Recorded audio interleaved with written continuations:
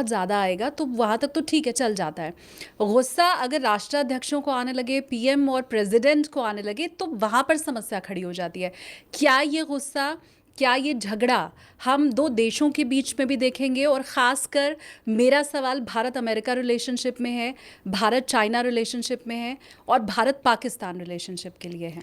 एक बात अच्छे से समझ लो, होगा नहीं बोल रही हूँ, हो सकता नहीं बोल रही हूँ, होकर ही रहेगा।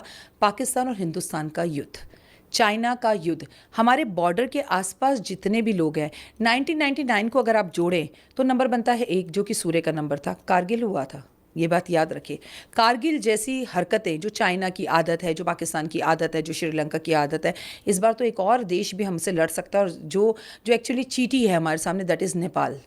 चाइना के फेवर में आकर नेपाल हमसे लड़ ले। हमारे बॉर्डर के आसपास जो लोग हैं उनसे हमारी युद्ध की स्थितियां ज़रूर बनेंगी। सूर्य युद्ध करवाता है, सीमा। आपको मालूम है भारत की मंगल की महादशा चल रही है। मंगल क्या होता है? धरती पुत्र होता है।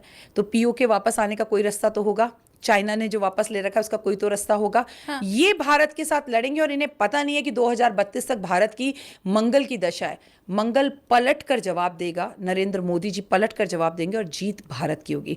विश्व युद्ध की स्थितियां रहेंगी बहुत बड़े स्तर पर, भले ही ना हो, जैसे कि छोटा सा भी हुआ था, पर युद्ध की स्थितियां 2026 में निश्चित हैं।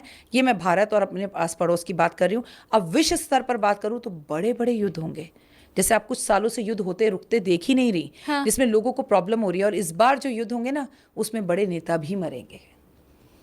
ये बहुत बहुत, चौंकाने वाला है। बिल्कुल। आपको मैं ये सारी बातें, भारत की मंगल की महादशा जो शुरू हो चुकी है, हाँ। और आदरणीय नरेंद्र मोदी जी की भी मंगल की दशा चल रही है। वृश्चिक लगन है उनका, और वृश्चिक राशि, राशि का स्वामी मंगल, मंगल की महादशा, भारत की दशा। और विक्रम संवत जब मैं तुम्हारे पास आकर पॉडकास्ट करूंगी 2083, जब चैत्र मास से हमारा नववर्ष शुरू होगा बेटा, हाँ। उस टाइम पर जो मंत्री है वो फिर मंगल है। तो मंगल हमें इतनी तरफ से, हमारे हमारे जो सबसे बड़े प्रधान है उसके पास मंगल, देश की मंगल की दशा, और विक्रम संवत में भी हमें मंगल मिल रहा है। तो मंगल तो युद्ध करवाएगा और खोई हुई भूमि लौटाएगा। और ये सारी खोई हुई भूमियाँ, चाहे चाइना से हो, चाहे पाकिस्तान से हो, चाहे श्रीलंका से हो, ये आपको 2027-28 तक भारत में वापस आती ज़रूर दिखाई देंगी। होगा, हो सकता नहीं है, होगा।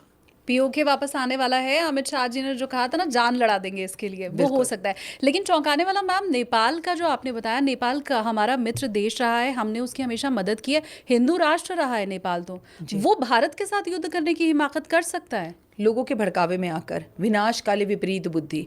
आपको पता है ये मंगल का साल है। कभी भी आपने देखा कि किसी भी प्रधानमंत्री ने डट कर अमेरिका के अगेंस्ट बोला हो कि नहीं? लेकिन मोदी जी ने बोला। हाँ। कोई फ़ोन नहीं आया हमें किसी के फ़ोन पर, हमने जो है ये युद्ध ख़त्म नहीं किया, अपनी मर्जी से किया है, क्योंकि युद्ध से किसी का फ़ायदा नहीं होता। ट्रंप से सीधा डायरेक्ट दुश्मनी, ये बड़ी बात है। ये कौन करा रहा है? ये मंगल करवा रहा है। और जो प्रधान है हमारे देश का, यानी कि सूर्य, यानी कि पिता हम सबके, यानी कि कुंडली के, भारत के पिता प्रधानमंत्री, उनका मंगल की महादशा चल रही है, देश की मंगल की महादशा चल रही है। वृश्चिक राशि, वृश्चिक लगन।